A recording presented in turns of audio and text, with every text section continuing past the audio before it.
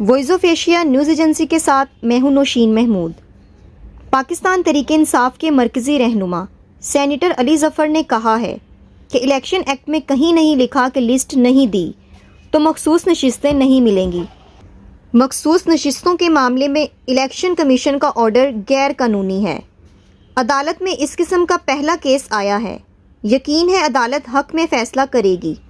انہوں نے voice of Asia کے پروگرام سے گفتگو کرتے ہوئے کہا، آئین میں لکھا ہے کہ آزاد ارکان کسی بھی سیاسی جماعت کو جوائن کر سکتے ہیں۔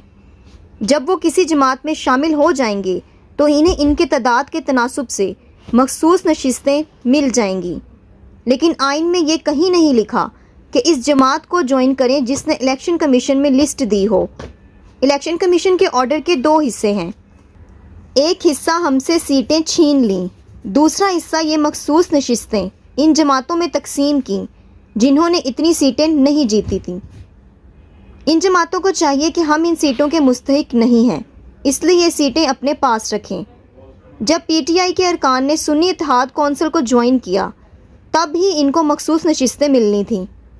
الیکشن کمیشن کو چاہیے تھا کہ وہ دوبارہ شیڈول جاری کرتا۔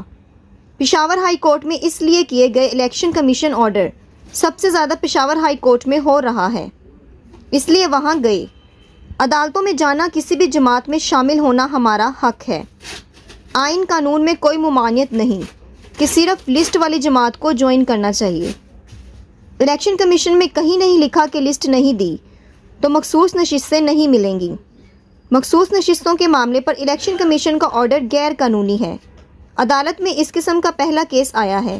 یقین ہے عدالت حق میں فیصلہ کرے گی۔ مخصوص نشستیں بانٹی نہیں جائیں گی۔ یہ سیٹیں نون لیگ یا پیپل پارٹی کو نہیں ملیں گی۔